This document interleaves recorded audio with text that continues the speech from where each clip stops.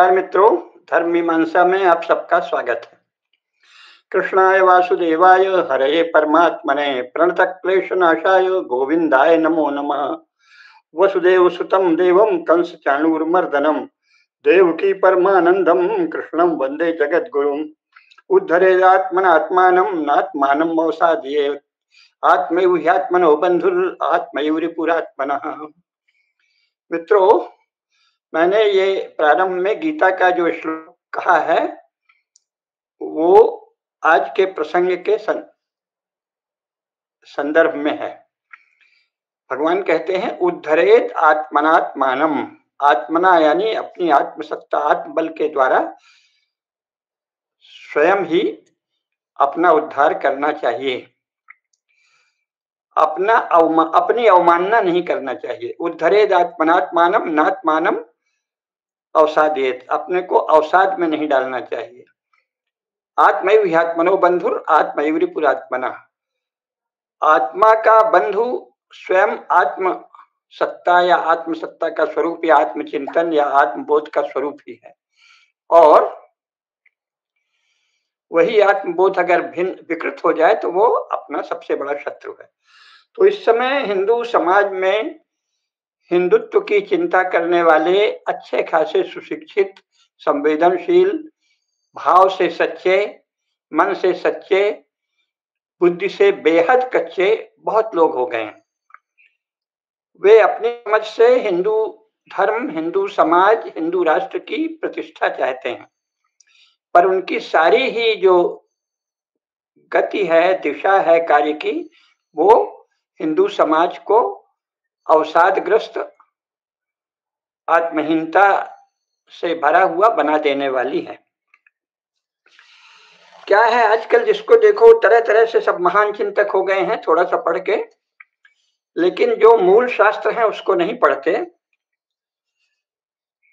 तो एक विचित्र सा हिंदू शिक्षित युवा या युवतियां सामने आ रही हैं जिनको हिंदू धर्म का कोई विधिवत ज्ञान नहीं है, हिंदू शास्त्रों में कोई बैठने का प्रयास नहीं किया है सिवाय अंग्रेजी में कुछ पढ़ लेने के, और जो अंग्रेजों का जो कुछ लिखा है हिंदू समाज के बारे में उसको ब्रह्मवाक्य मानते हैं, और उसके बाद वो तरह तरह से निदान करते हैं, डायग्नोसिस करते हैं। अब अगर आपका निदान ही गलत हो तो उपचार आप क्या बताएंगे?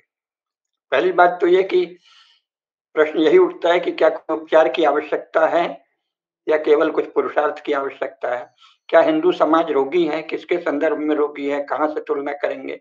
या इसमें कुछ बहुत सारी विशेषताएं हैं, बहुत सारे गुण हैं, बहुत सी सामर्थ्य है, जिन क्षेत्रों में थोड़ी कमी है उसे पूरा कर देना है। एक तो इसके विषय में स्पष्टता चाहिए कि हिंदू समाज की स्थिति आप क्या मानते हैं।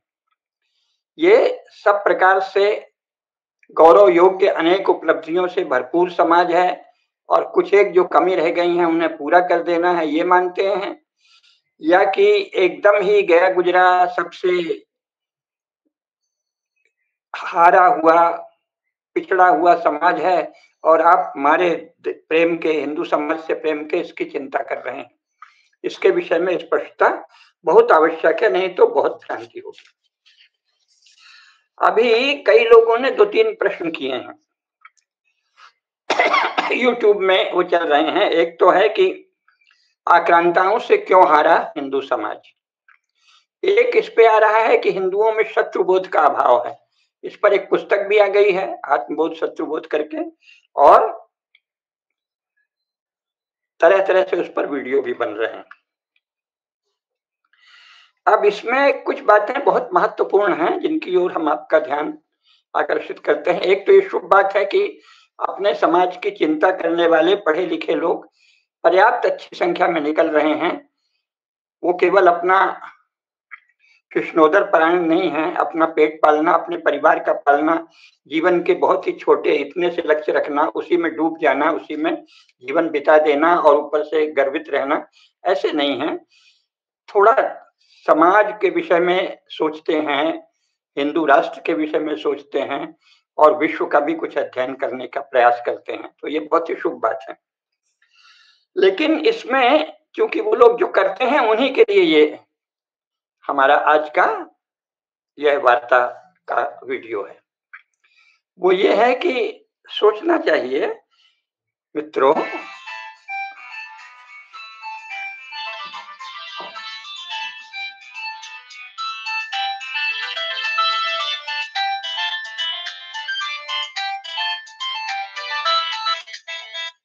सोचने की बात ये है कि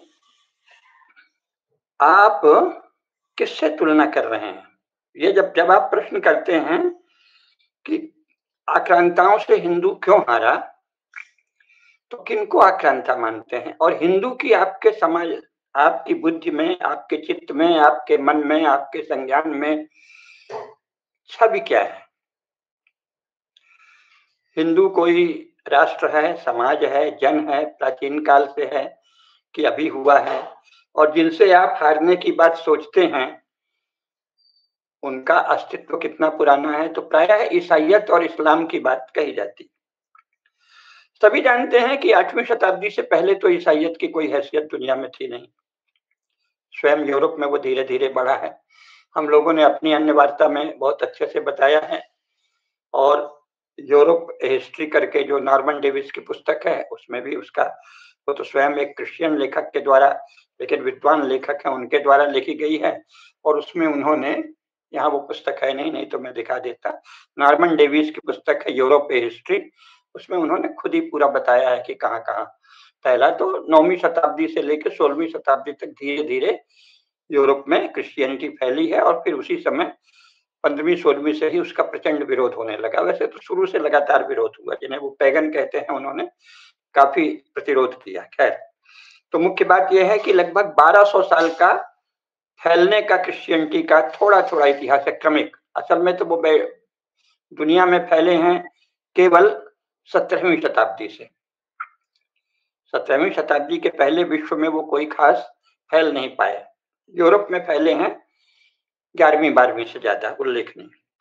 तो ज्यादा से ज्यादा 1000 वर्ष या 800 वर्षों का ईसाइयत का इतिहास मानेंगे आप विश्व के संदर्भ में, और इतना ही 7वीं शताब्दी में इस्लाम का उदय हुआ, तो वो तो आसपास 100-200 लोगों को लड़ते रहे। मोहम्मद साहब की जो सबसे बड़ी लड़ाई है उसमें भी उनके अपने लोग बहुत कम थे, शायद 100 थे, कोई कहता है 200-400-500 थे, बहुत ही कम लोग थे, और ये लाठी फरसा बल्लम तलवार आदि से लेके लड़ते थे। कोई इनको योद्धा नहीं कहते, और इनका कोई राज्य भी नहीं था। तो उनका भी राज्य तो शुरू हुआ है जब से वो तुर्की में गए हैं, और तुर्कों ने जो लड़ाई शुरू की है, जो प्राचीन राजा भी रहे हैं और क्षत्रिय रहे हैं भारतवंशी, उन्होंने किया है, तो उनका इतिहास भी बहुत कम है। आप बहुत माने तो 1000 वर्षों का मान लीजिए, आपका मन ही है तो।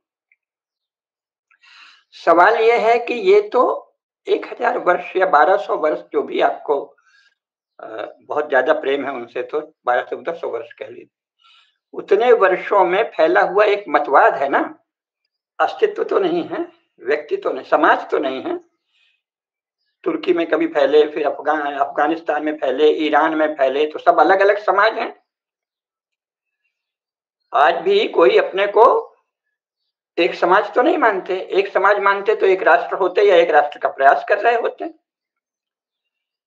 तो मिस्र है, सऊदी अरब है, अरेबिया है, जॉर्डन, सीरिया, बहुत सारे देश हैं उनके, अमन, ओमान, फिर इधर आपका Malaysia, Indonesia, Iran, Afghanistan, Pakistan, Bangladesh का नाम इसलिए नहीं गिना रहे कि वो तो अभी कल हमारे लोगों की सहायता से बने हुए नेशन स्टेट हैं। खैर, तो ये सब जो है, ये तो कोई समाज नहीं है। तो क्या हिंदू को आप एक रिलीजन मानते हैं? अगर मानते भी हैं तो फिर उसका कब से तुलना करेंगे? कितने हजार साल का मानते हैं उसको? कुछ हजार साल तो मानना पड़ेगा ना, या इसको भी 1000 साल पुराना ही समाज मानते हैं? तो हिंदू मुसलमानों या ईसाइयों से हार गए, ये शब्द अगर आपके चित्त में अंकित भी है तो अपने परीक्षण कीजिए कि आप क्या बोल रहे हैं। आए बाएं साए बोल रहे हैं, दिमाग खराब है, या यूं ही किसी ने सिखा पढ़ा दिया है, अंग्रेजों ने, फिरंगियों ने, मुसलमानों ने, तो तोते की तरह रट रहे हैं। हिंदू कौन है? कम से कम कोई एक राष्ट्र समाज कुछ मानेंगे ना, तो ये तो बहुत प्राचीन है। तो इसकी अगर तुलना करनी है तो जिनका कम से कम 2000, 5000, 10,000 वर्षों का इतिहास है, उनसे करेंगे ना। तो 2000 साल ही ले लो, आपकी बहुत जीसस में श्रद्धा है और जीसस से परे और किसी को नहीं मानते, हिंदू होकर भी अपने महान इतिहास ग्रंथों को नहीं मानते, पुराण को नहीं मानते, शास्त्रों को नहीं मानते, सतयुग त्रेता द्वापर नहीं मानते, कलयुग नहीं मानते, महाभारत भी नहीं मानते, 5200 वर्षों का जो महाभारत के बाद का समय है वो भी नहीं मानते। आपकी जीसस में ही श्रद्धा है तो चलिए 2000 वर्ष ले लीजिए। तो 2000 वर्ष पहले कौन समाज थे? इस्लाम तो नहीं था, ईसाइयत भी नहीं था। कौन थे? एंगल्स थे, पिक्ट थे, बंडाल थे, मगयार थे, है ना, गाल थे, जूट थे, पोल थे, हूण थे, स्लाव थे, जर्मेन, यही सब समाज थे ना। Angles, Saxon, Pict, Vandal, Magyar, Gaul, Swiss, Jute, हूण, जर्मेन, स्लाव, पोल, यही सब थे। तो बात करनी है तो उनसे कहिए कि स्विस समाज या पिक्ट या एंगल्स या सेक्शन या जूट या गॉल, हाँ, गाल समाज क्या था और फिर क्या हो गया, तो उसको हारना कहेंगे कि जीतना कहेंगे? अगर आप यूरोप की दृष्टि, वर्तमान क्रिश्चियन यूरोप की दृष्टि लेंगे तो वो तो उसको हार नहीं मानते। नॉर्मनों ने जब पुराने इंग्लैंड को जीता 9वीं शताब्दी के लगभग अंत में या मध्य में, नॉर्मन कॉन्क्वेस्ट ऑफ इंग्लैंड जिसे कहते हैं, तो पहले वाले लोगों को जीत तो लिया, लेकिन फिर अपने को यही कहने लगा कि हम इंग्लैंड के हैं नॉर्मन। तो 1100 वर्षों से अपने को कह रहे थे। फिर वहां और लोग आए इंग्लैंड की हिस्ट्री पर अभी ज्यादा बात नहीं कर रहे हैं, लेकिन वहां जो भी लोग आए, ट्यूडर हारे, है ना, ट्यूडर्स जो हारे, तो उसके बाद फिर तो वो डार्क एजेस कह देते हैं। नॉर्मन जो है, वस्तुतः नॉर्मन इंग्लैंड में 11वीं शताब्दी ईस्वी में आए हैं, 1066 से 1236 तक, है ना। और फिर वहां जो बाकी लोग रहे हैं तो वो सब कहाँ गए? पुराने नॉर्मन भी कहाँ गए? ट्यूडर कहाँ गए? ट्यूडर तो 1485 से 1603 तक, यानी 15वीं शताब्दी के उत्तरार्ध से 17वीं शताब्दी के पूर्वार्ध तक ट्यूडर थे। आज वो ट्यूडर भी नहीं है। उनकी बात आप क्यों नहीं करते कि ट्यूडर आक्रांताओं से हार गए, नॉर्मन लोग आक्रांताओं से हार गए? तो क्या बात करते? स्टुअर्ट्स कब से? 1603 से 1714 तक वहां स्टुअर्ट राजा थे। आज कोई स्टुअर्ट नहीं है। वो तो अपने आप को अंग्रेज नहीं कहते थे ना, अपने आप को ट्यूडरों ने कभी अंग्रेज कहा, ना अपने आप को नॉर्मनों ने कभी अंग्रेज कहा, ना अपने आप को स्टुअर्ट्स ने अंग्रेज कहा। तो आप इसकी बात तो नहीं करते कि स्टुअर्ट्स आक्रांताओं से हार गए, नॉर्मन लोग, ट्यूडर लोग आक्रांताओं से हार गए। इसी प्रकार गॉल लोग किन से हार गए, स्विस लोग किन से हार गए, पोल लोग, स्लाव लोग, इसकी बात नहीं करते। समाज तो 2000 साल पहले ये थे ना, जूट थे, बंडार थे, मगयार थे, उनकी चर्चा करें तो हिंदू समाज से तुलना समझ में आए। कहाँ है आज बंडाल और मगयार और जूट और हूण? हूणगिरी नाम है ना, जैसे हंगरी वो लोग कहते हैं। हूणगिरी के हूणों का इतिहास तो आप नहीं पढ़ते। वो सब क्रिश्चियन हो गए हैं और उनको इस बात पर कोई लज्जा नहीं है। वो तो अपना वर्तमान इतिहास, और फिर वो कम्युनिस्ट हो गए थे तो उसमें भी गौरव करते थे। तो एक तो मनुष्यों को, समाजों को आप देखने का आपका तरीका क्या है, या किसी भी बहाने भारत को गाली देना है? पहले तो ये सोचना चाहिए, है ना। तो इसी प्रकार जिन्हें यवन कहते हैं, ग्रीक वो अंग्रेजी में कहते हैं, वो लोग तो अपने आप को हेल या एलवंशी ही कह रहे हैं। तो उन यवनों के, यानी प्लेटोन के, सोक्रेटिस, सुकरात के, अरस्तु के वंशज आज कहाँ हैं? उनका तो अस्तित्व भी नहीं है। वो तो सब बहुदेव पूजक थे।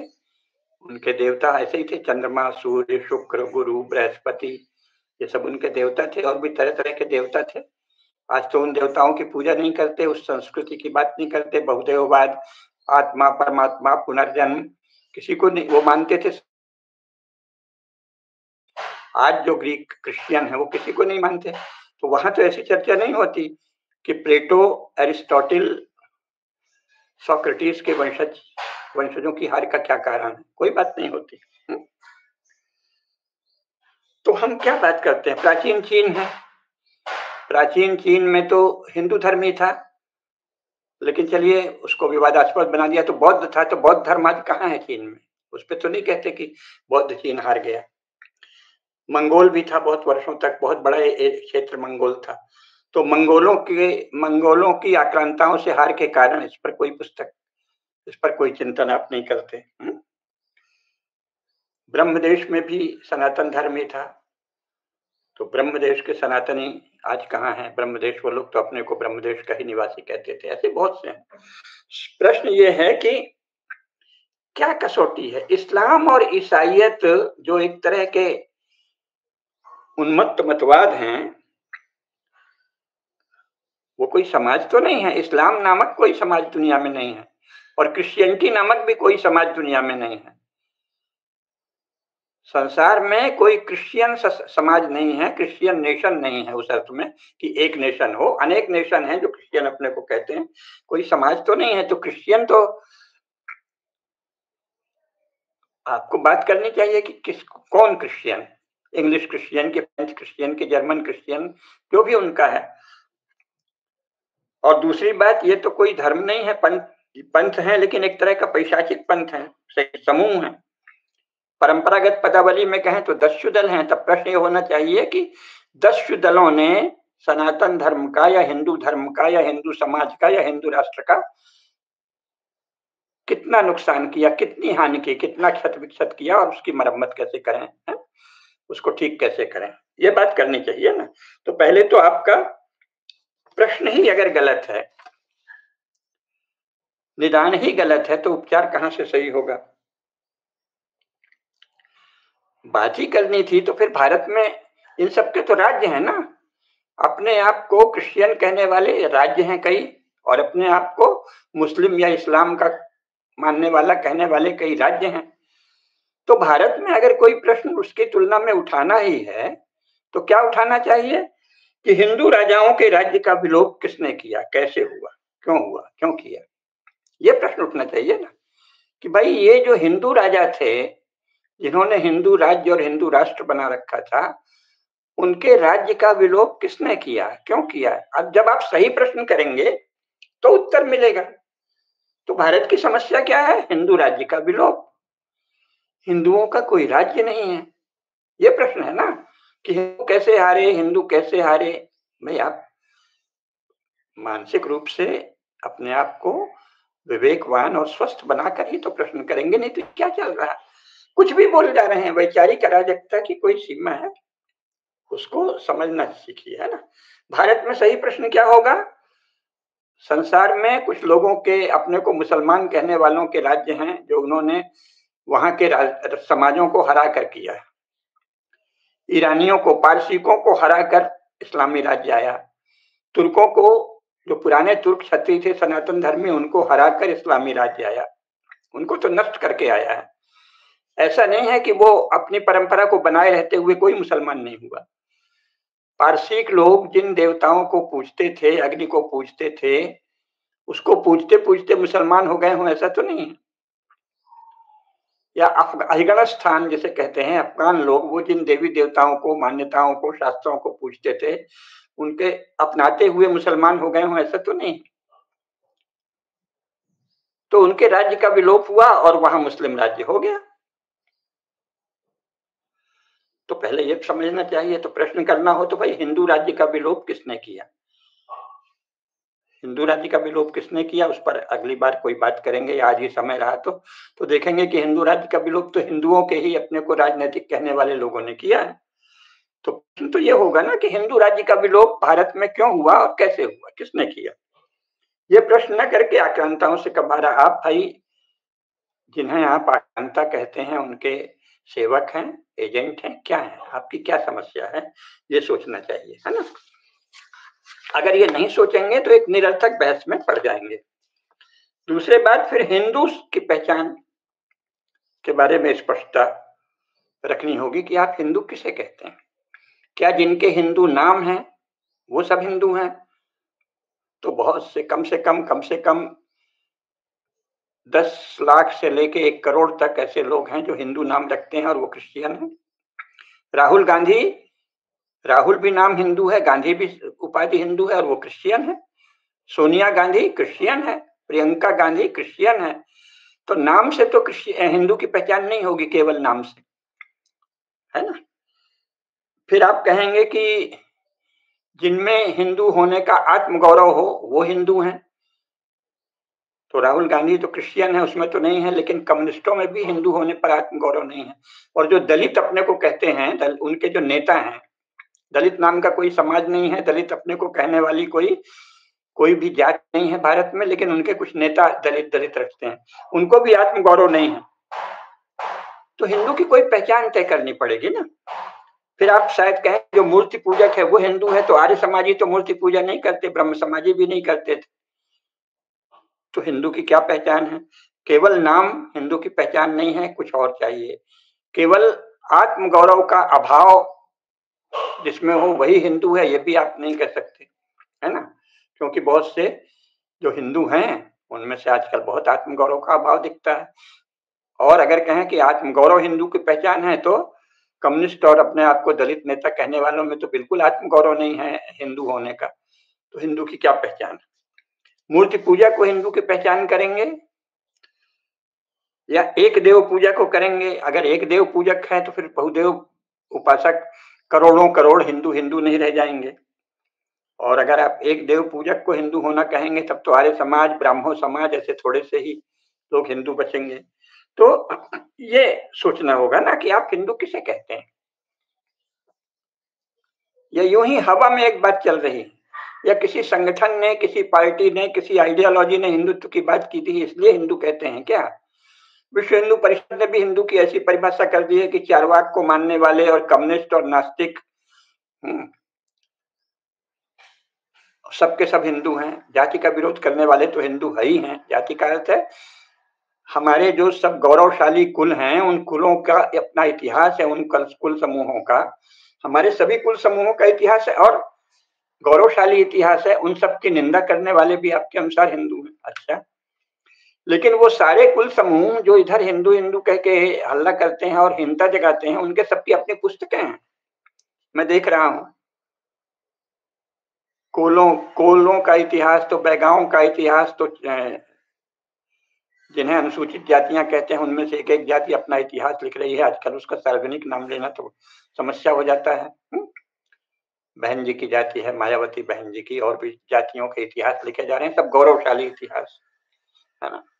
और यादवों ने तो खैर अपने आप को हजारों हजार वर्ष तक भारतवर्ष का शासक कह ही रखा है, और पिछड़ा, और वो हिंदू को लेकर ग्लानि भी बताते हैं, जैसे हिंदू होना बड़ी ग्लानि की बात है। तो इन सब विषय में कोई एक स्पष्टता, और ये स्पष्टता चर्चा से होगी। कोई एक बड़ा विचारक अपने भेजे को कुछ पढ़ के कुछ उसकी गर्मी से कुछ कोई निकले और थॉट कह दे, ये तो हिंदू की परंपरा नहीं रही है। बात शास्त्र सम्मत होनी चाहिए, आर्ष वचन से पुष्ट होनी चाहिए, सनातन धर्म के उपासक ऋषियों की वाणी से सम्मत हो, तब तो हिंदू है। तो कम से कम इतना तो कहना चाहिए कि हिंदू, मुख्य धारा हिंदू वही है जो सनातन धर्म के शास्त्रों में श्रद्धा रखे, सनातन धर्म के शास्त्रों को अपना मार्गदर्शक माने, उनका पालन न करने वाले को आपत्काल माने, और सनातन धर्म शास्त्रों के ज्ञाता विद्वानों को अधिकारी माने, अधिकृत विद्वान माने, उनको कहिए। तो उसमें फिर ये भी होगा कि जो इससे असहमत हैं, विद्रोही हैं, लेकिन संवाद वो उसी से करना चाहते हैं, तो उनको भी, क्योंकि किसी भी समाज के जो रिबेल होते हैं, विद्रोही होते हैं, उनको उसका ही अंग मान लेते हैं। तो उतना तो कर सकते हैं। लेकिन हिंदू की पहचान पर तो स्पष्टता आवश्यक है। जो अभी तक जो नए संगठन हैं, विश्व हिंदू परिषद ने जो हिंदू की परिभाषा की है, वो तो केवल केओस है, अराजकता है, जिसमें हिंदू धर्म का घोषित रूप से नाश करने की योजना बनाने वाले, प्रयास करने वाले, दिन रात कार्य करने वाले भी उनके अनुसार हिंदू ही हैं। तो ये तो स्वतोव्याहत है, स्वयं को ही आहत करने वाली परिभाषा है ना। अगर हिंदुत्व और हिंदू धर्म का नाश करने वाले भी हिंदू ही हैं, अथवा सनातन धर्म शास्त्रों को न मानकर अपने किसी कोई विचारक हो गया, फलाने जी हैं जी, हमारे गुरु जी हैं, हमारे संगठक हैं, हमारे बहुत बड़े संगठक के बहुत बड़े अधिकारी हैं, वो बताएंगे कि हिंदू क्या है, और वो सनातन धर्म के शास्त्रों को नहीं बताएंगे तो आप उसे हिंदू मानते हैं? तो क्या आइडियोलॉजी के आधार पर हिंदू तय होगा और आइडियोलॉजी के आधार पर हिस्ट्री लिखी जाएगी, या सत्य के आधार पर? तो एक तो इस पे स्पष्टता आवश्यक है ना। अब अगर मान लीजिए थोड़ी देर को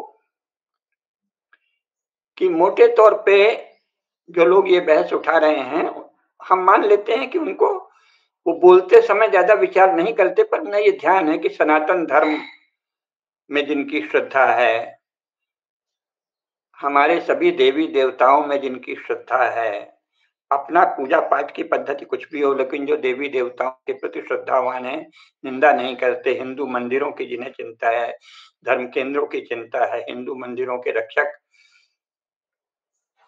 ही समुदायों की जिन्हें चिंता है, वो हिंदू हैं। थोड़ी देर मान लीजिए, अपने इतने महापुरुष हुए हैं, ऋषि महर्षि साधु संत मनीषी, राजा महाराजा सम्राट महाजन शिल्पी संगीतज्ञ कलाकार आदि सभी जीवन की सब विधाओं में, व्यापार वाणिज्य संगीत साहित्य चित्रकला सभी क्षेत्रों में शिल्प, भांति भांति के शिल्प, मूर्त शिल्प, कार्य शिल्प, इतने प्रकार के शिल्प हैं, है ना।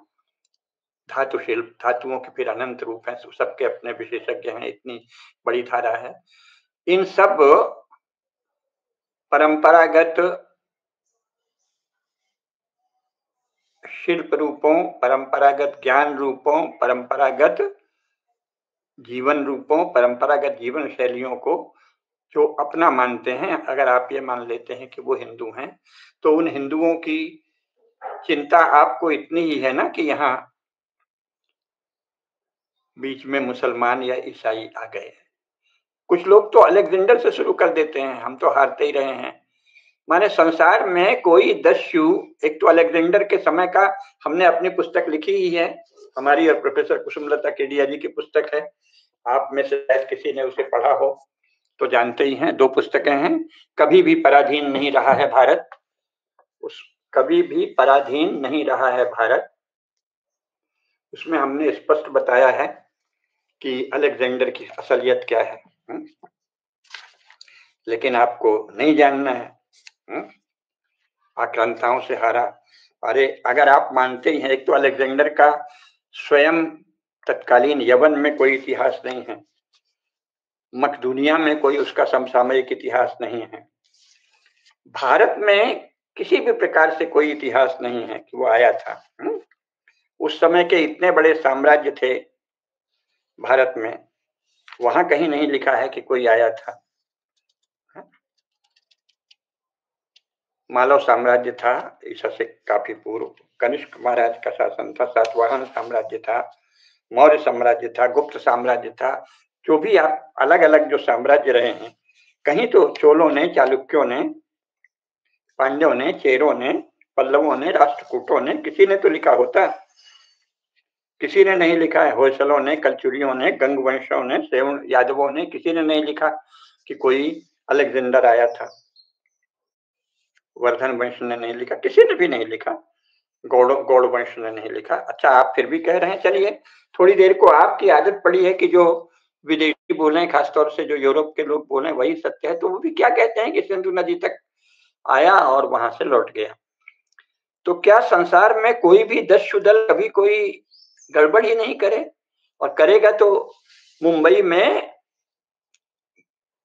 कुछ आतंकवादी आए थे और कुछ देर उन्होंने बड़ा तहलका भी मचाया और फिर वो मार डाले गए या चले गए, कुछ तो भाग गए ज्यादातर। तो आप क्या कहेंगे कि आतंकवादियों का भारत में क्यों राज्य हुआ, या आतंकवादियों से भारत की आधुनिक सरकार क्यों हार गई, ऐसे बोलेंगे क्या? अलेक्जेंडर का क्या रोल है, किस आधार पे कहते हैं? तो फिर कहेंगे नहीं नहीं, तो मुसलमानों से, तो मुसलमानों के विषय में भी आपको कोई तो इतिहास का संसार में जो नियम है वो चलाएंगे, या हिंदुस्तान को गाली देने के लिए, भारतवर्ष को गाली देने के लिए इतिहास के भी विशेष नियम बनाएंगे? गजनी और घूरी, गजना जो है ये भी राजपूतों ने बनाया था, और घूर एक हिंदुओं की रियासत थी, सभी जानते हैं। तो गजना और घूर में कोई मुसलमान उपद्रवी हुआ, महमूद गजनबी, मोहम्मद गोरी जो भी नाम है, उसने ऐसा किया वैसा किया। ये सब जो है ये अंग्रेजों ने जो कहा है कि हमें पुरानी पुस्तकें मिली हैं, उसको आपने मान लिया। लेकिन उस समय का स्वयं गजना का या स्वयं घूर का या गोर का तो एक भी लेखन नहीं है समसामयिक, जहां कहते हो कि हमारा महमूद, गजना का महमूद इतना प्रतापी था, कोई लेखन नहीं है।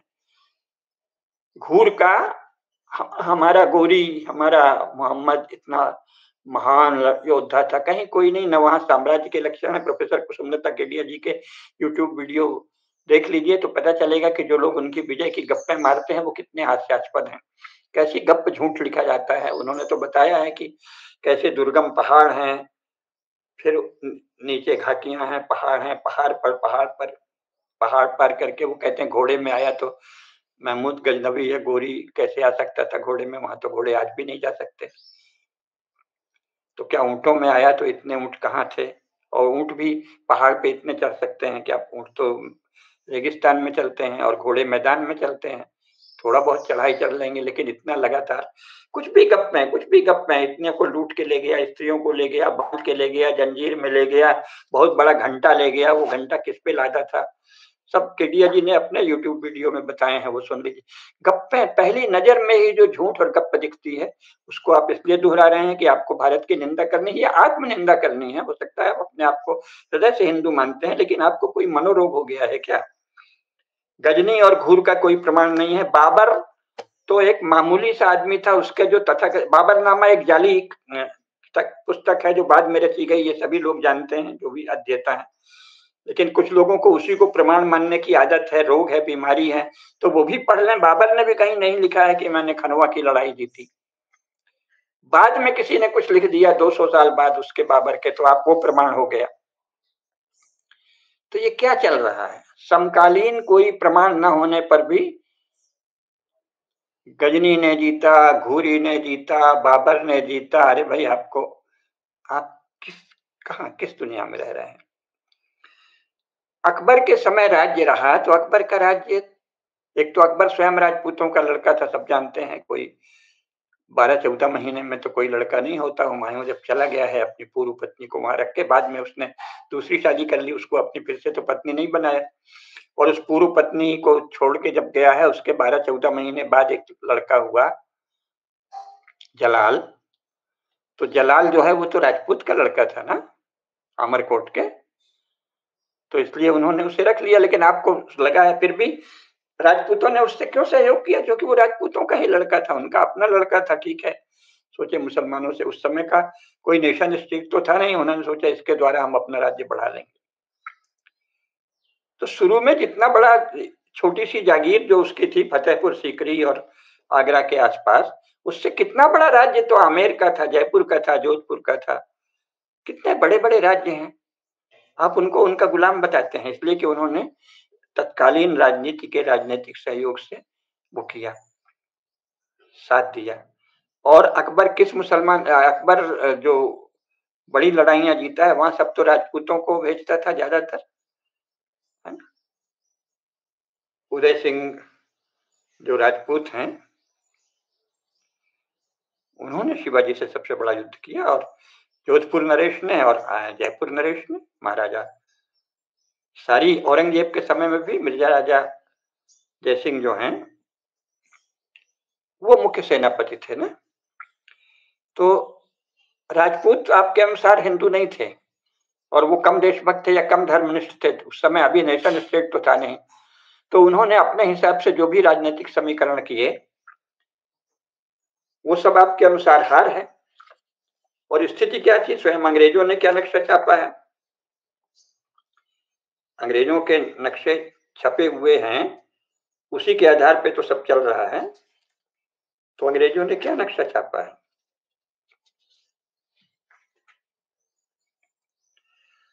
अकबर के समय में जो उन्होंने बताया है वो ये है,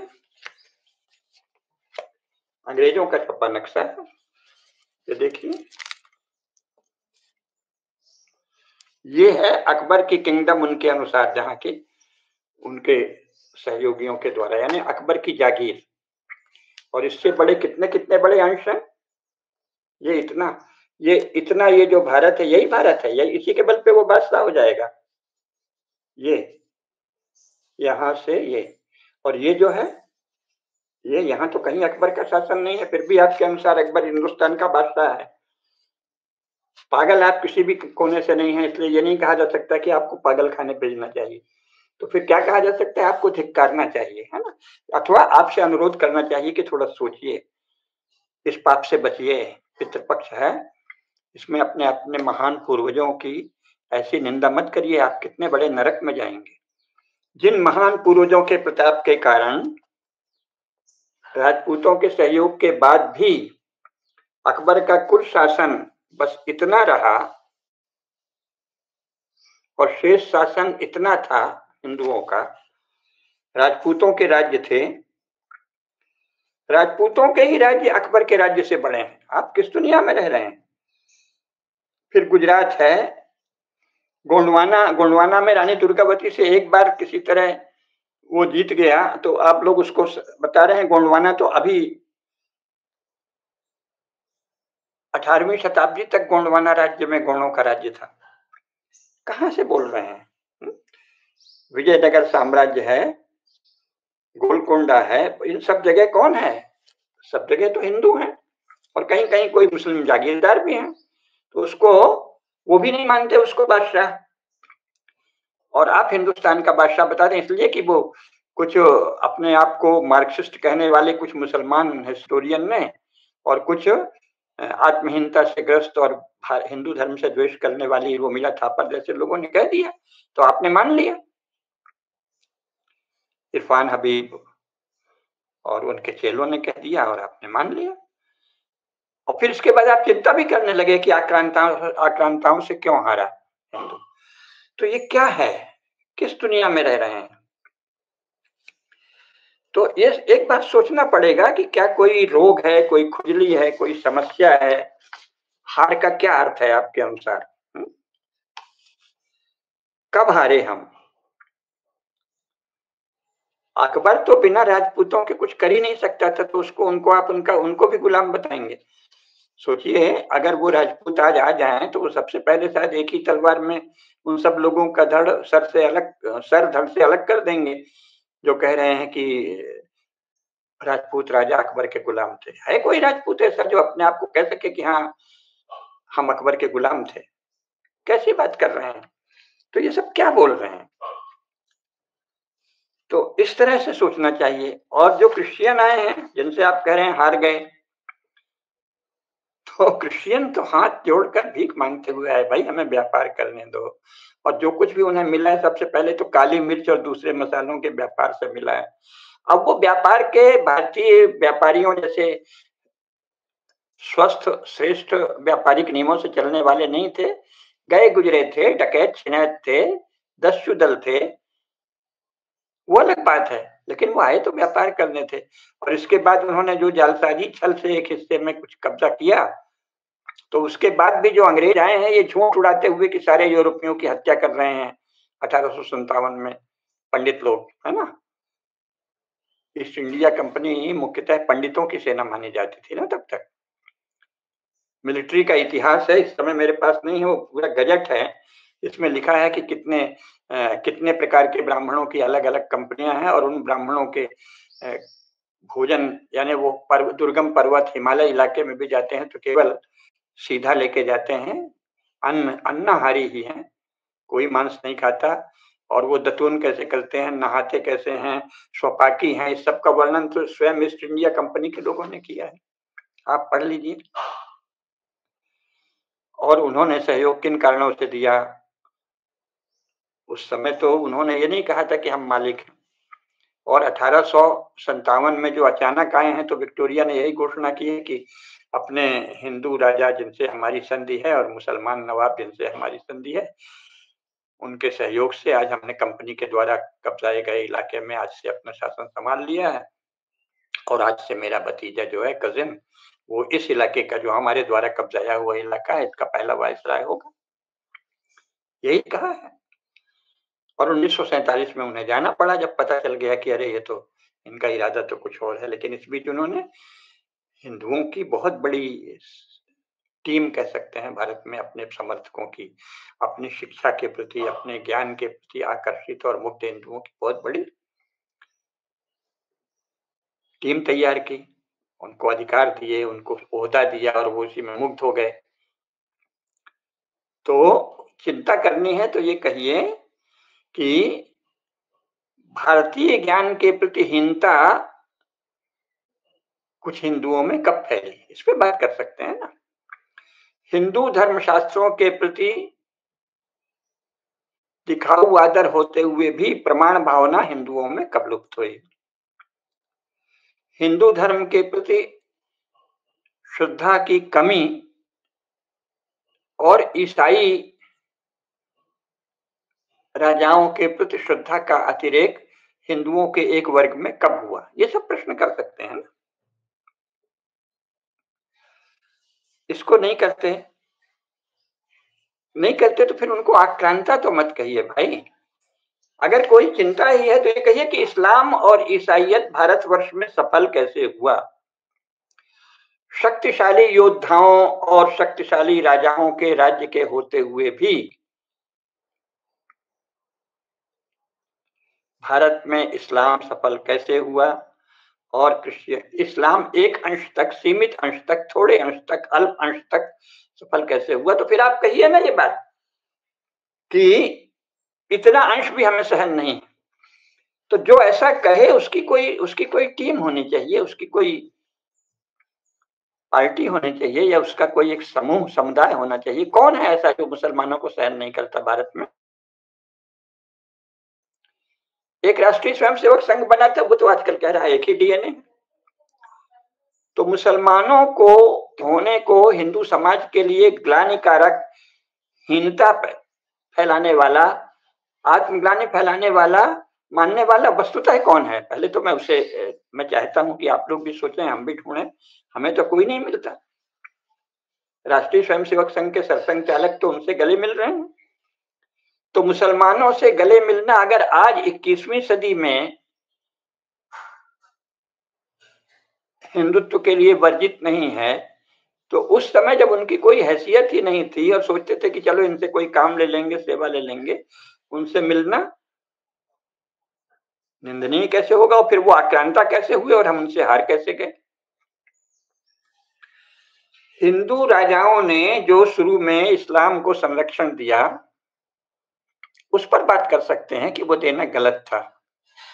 तो अगर वो गलत है तो आज तो और गलत है, क्योंकि उस समय तो पता भी नहीं था कि संसार में कोई ऐसे भी अजूबे होते हैं कि जिनको हम शरण देंगे वो हम ही से छलघात करेंगे। तब तो शुरू में नहीं पता था। हमारे यहाँ तो जो परंपरा थी कि जिसने शरण दिया उसके लिए जान दे देना। दुर्योधन के लिए कर्ण ने जीवन दे दिया, उसी को आदर्श माना जाता था। लगातार वही है, जो जिसकी शरण में चला गया फिर उसके लिए तो जीवन दे देता था। तो उसको दे दिया कि चलो ये सेवा करेंगे। तो फिर प्रश्न ये होना चाहिए ना कि भाई किसी को शरण देते समय हम उसकी पहचान पर बल क्यों नहीं देते, ये फिर अलग बात है। प्रश्न को सही करिए।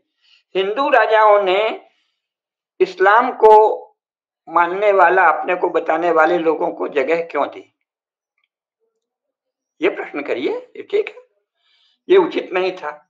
तो फिर आज भी ये कसौटी बनाइए। उस समय तो पता ही नहीं था कि ये ऐसे भी मनुष्य होते हैं। अब तो पता है।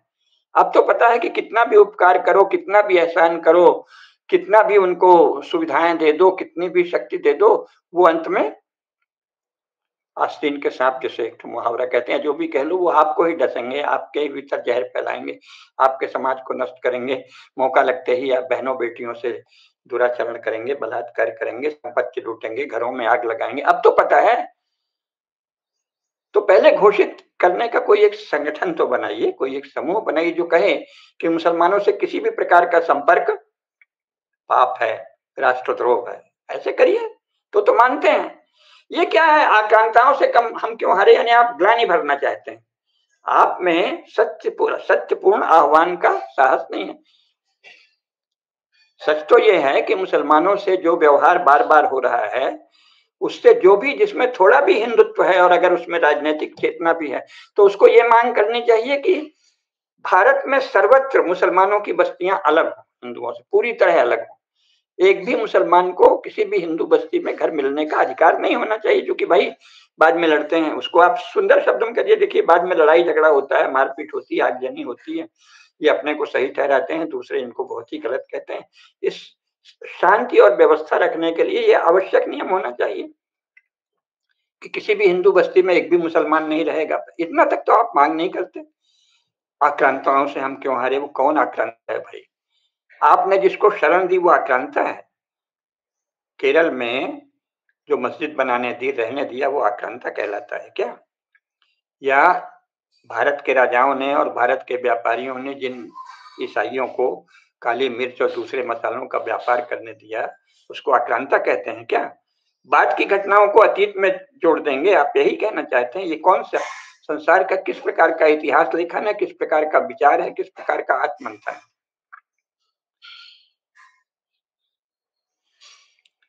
तो फिर प्रश्न ये अवश्य उठता है, केडिया जी कह रही थी मुझसे कि भाई मुख्य समस्या ये आती है कि जो सामने मंदिर टूटे दिखते हैं, इनको देख के लोगों को लगता है कि हम हार गए। तो इनसे केवल ये पता चलता है कि जिनको हमने शरण दी, जिनको भले वो कल को हिंदू ही थे और अगर वो मुसलमान बन गए और हमने उनसे जाति के आधार पर, जन्म के आधार पर रिश्ता बनाए रखा, तो ये सांप को पालना है, अजगर को पालना है, बाघ को पालना है, चीते को पालना है, लकड़बग्घे को पालना है, हानिकर है। इस पे बात करिए ना।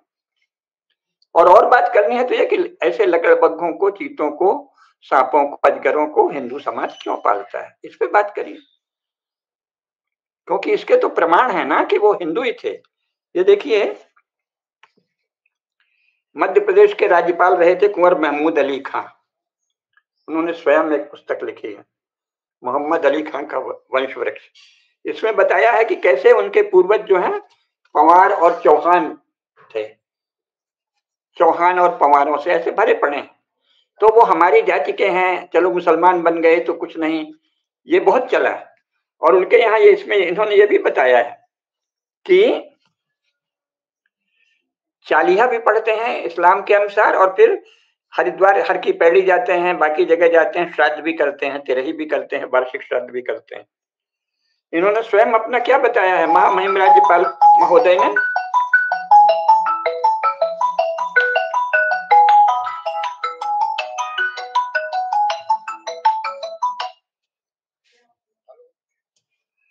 इन्होंने ये बताया है, आप देखिए, इसमें बताया है भाई, सृष्टि का रचयिता, सृष्टि के रचयिता ब्रह्मा जी हैं। ब्रह्मा जी के ये अत्रि और ये सब ऋषि हुए, उनसे सोम वंश चला, फिर बुद्ध वंश चला, फिर ये सब बताया है इसमें। फिर ययाति हुए, ययाति की बड़ी रानी से यदु और पुरु हुए, और छोटी रानी से भृगु और परशुराम हुए। कुछ भी इनका अपना जो भी जानकारी है वो लिखे।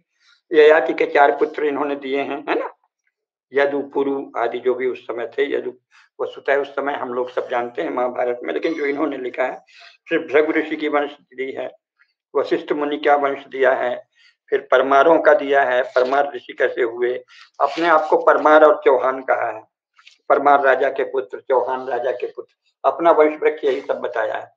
और इसको हिंदू भी मानते थे। तो इस प्रकार फिर अगर प्रश्न उठेगा तो ये कि अगर कोई इस्लाम या क्रिश्चियनिटी जैसी भयंकर एक पंथवादी, एक देववादी, मोनोथेइस्ट और असहिष्णु, दूसरों के जीवन को, जीवन शैली को, जीवन विधि को न केवल अस्वीकार करने वाले बल्कि उसके नाश की घोषणा करने वाले और प्रयास करने वाले विचार अगर कोई अपनाता है, मुस्लिम हो जाता है, ईसाई हो जाता है, कम्युनिस्ट हो जाता है, या अब आजकल भीमवादी होकर भी यही कहते हैं कि हम हिंदू धर्म का नाश करेंगे, अभी स्टालिन ने यही कहा था सनातन धर्म का नाश करेंगे, ऐसा जब हो जाता है तो उससे क्या रिश्ता रखा जाए? ये तो हिंदू धर्म के आचार्यों की और हिंदू धर्म के नेताओं की समस्या ये है ना। आक्रांताओं से हार तो समस्या नहीं है। समस्या ये है कि इतना परिवर्तन होने के बाद भी आप उनसे एक और तो जाति की निंदा करते हैं, और दूसरी ओर जाति का ही तो रिश्ता है कि वो हमारे हमारे कुल का था, हमारे खानदान का था, हमारी जात का था, तो उससे रिश्ता बनाए रखते हैं। वैचारिक अस्पष्टता हिंदू समाज की समस्या है, ये फिर बात उठाइए ना। सामाजिक व्यवहार में वर्तमान काल में अस्पष्टता आ गई है, तो उस पर बात करिए कि भाई ये अगर कोई भले भी हमारे कुल का है पर कम्युनिस्ट हो जाए, धर्मद्रोही हो जाए, तो उसके लिए दंड का विधान है, शास्त्रों में लिखा है। प्रायश्चित करेगा तो अपना लेंगे, ऐसे भी नहीं है कि सदा के लिए कोई और मार डालने का नहीं, लेकिन उसको कहना पड़ेगा कि तुम पापी हो, तुमने पाप किया है।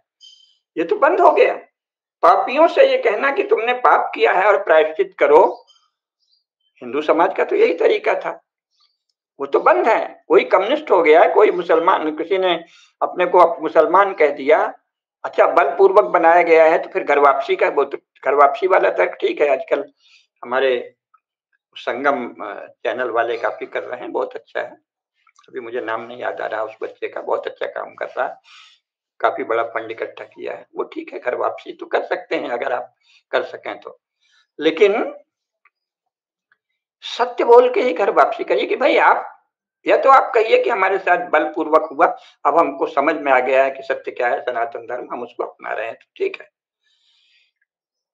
लेकिन जब तक आप नहीं अपनाते तब हमारी दृष्टि में आप पापी हैं। ये नहीं चलेगा कि एक ही डीएनए है और हमारे भाई हैं, दोनों बातें। जो इस्लाम, ईसाइयत या कम्युनिज्म को अपना चुके लोगों से ये नहीं कह सके कि आप हमारे दृष्टि में गलत हो गए हैं। आपने एक ऐसे विचार, ऐसी उपासना पद्धति, ऐसी जीवन शैली, ऐसे भाव को अपना लिया है जो मानवता की विरोधी है और हमारी विरोधी है, सनातन धर्म की विरोधी है। क्यों नहीं कहना चाहिए भाई? आप सत्य नहीं बोल सकते तो आप क्या रक्षा करेंगे? ये झूठे प्रश्न खड़े करके कि हिंदू धर्म आक्रांताओं से क्यों हार गया। कौन आक्रांता है? भारत में आक्रांता है कौन, और हिंदू धर्म को किस आक्रांता ने हराया है? 90% से अधिक भारतीय मुसलमान भारतीयों के, हिंदुओं के ही वंशज। अभी मैंने आपको बताया महमूद अली का, बड़े बड़े कोई जागीरदार हैं, सब सब तो हिंदुओं के वंशज हैं। तो बात करनी चाहिए कि हम जो भिन्न उपासना पद्धति को अपना ले, उसे ये अधिकार नहीं होगा कि वो हमारी उपासना पद्धति की निंदा करे, हमारी देवी देवताओं की निंदा करे। इसको अपराध घोषित करना चाहिए। भारतीय नागरिकता की शर्त मानना चाहिए कि आप इस तरह से बहुसंख्यकों के देवी देवताओं को, बहुसंख्यकों के समाज को, बहुसंख्यकों की आस्था को निंदित नहीं कर सकते। समस्याएं कुछ और हैं। समस्या ये है कि सत्य और धर्म का हम आग्रह नहीं कर सकते। समस्या ये है कि हम अपने वर्तमान के सत्य को देख नहीं सकते।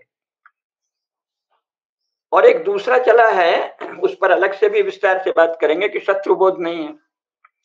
पहले तो आक्रांताओं वाली बात जो है वो कितनी झूठ है, शत्रुबोध पर हम एक अलग वार्ता करेंगे। तो आक्रांताओं को, अगर आप उनको आक्रांता ही मानते हैं, तो फिर ये कहिए कि इतने आक्रांताओं के बाद भी हिंदू अपराजेय क्यों है? बात को उल्टा कह रहे हैं।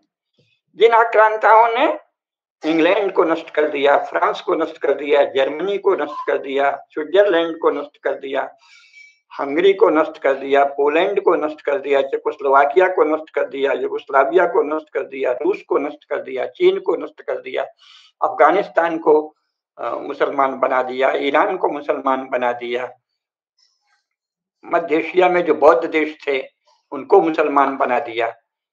अगर आप उन सबको आक्रांता मानते हैं, तो ऐसे आक्रांताओं से भी इतने विशाल क्षेत्र में इतने 100 करोड़ हिंदू बचे कैसे हैं और श्रेष्ठ जीवन कैसे जी रहे हैं, यशस्वी जीवन, गौरवशाली जीवन, समृद्ध जीवन? प्रश्न उल्टा कर रहे हैं।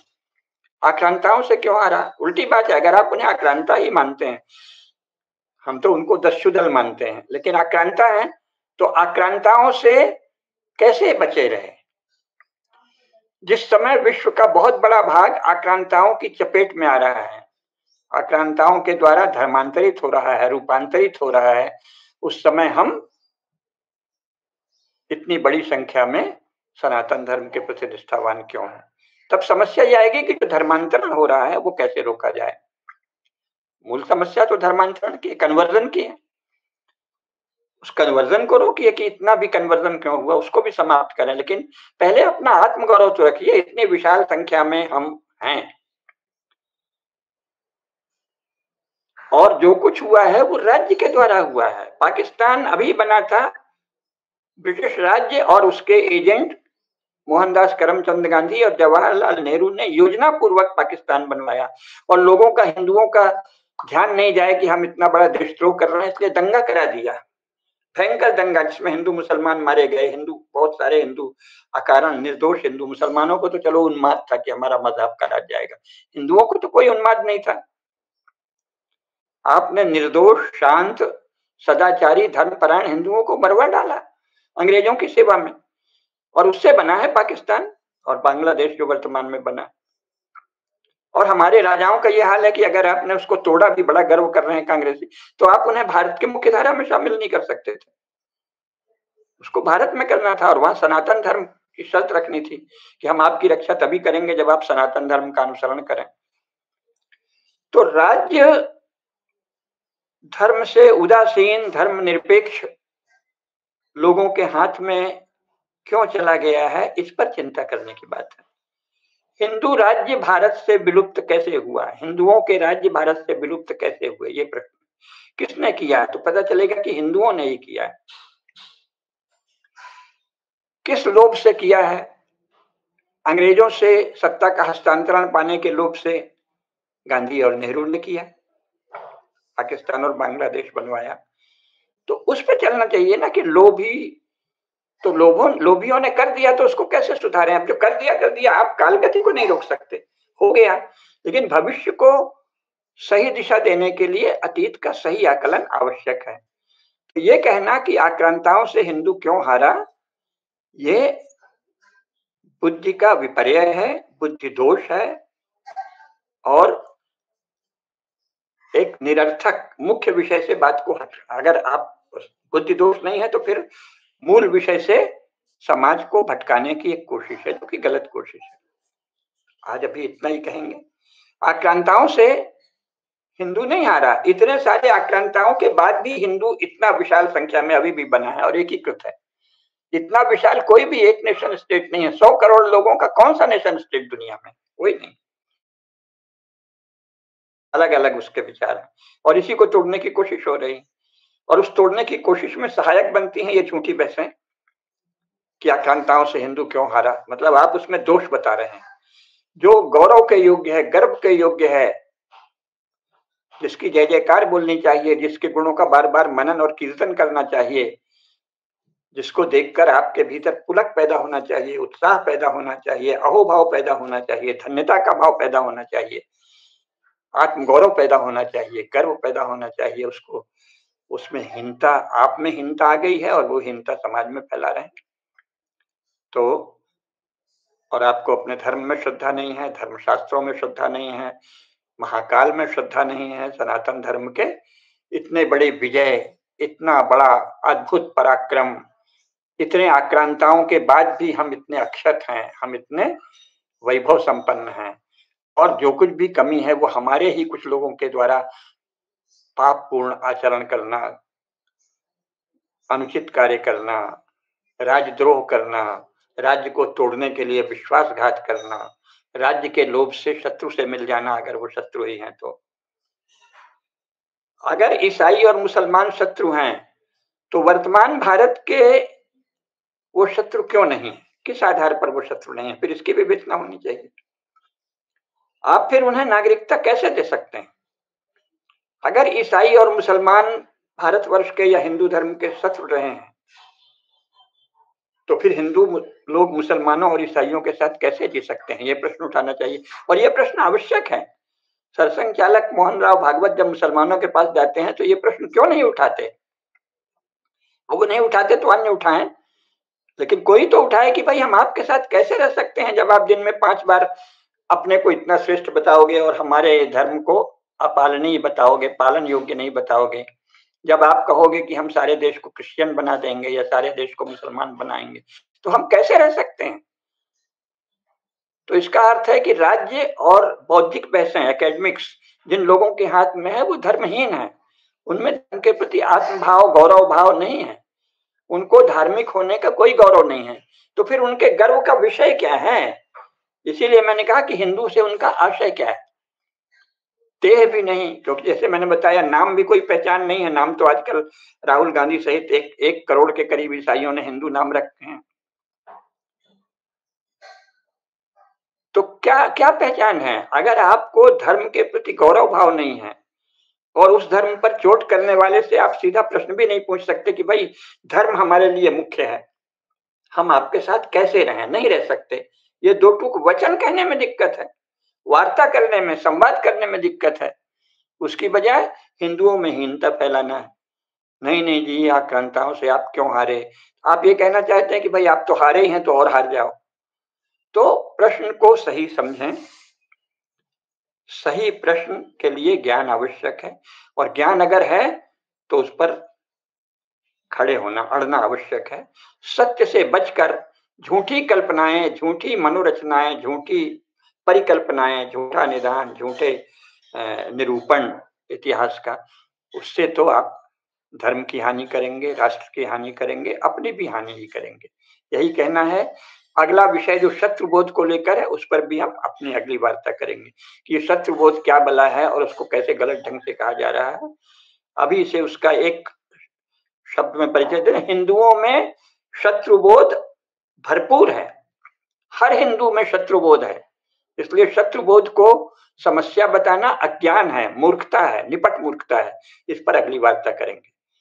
जय हो, धर्म की जय हो, अधर्म का नाश हो, प्राणियों में सद्भावना हो, विश्व का कल्याण हो।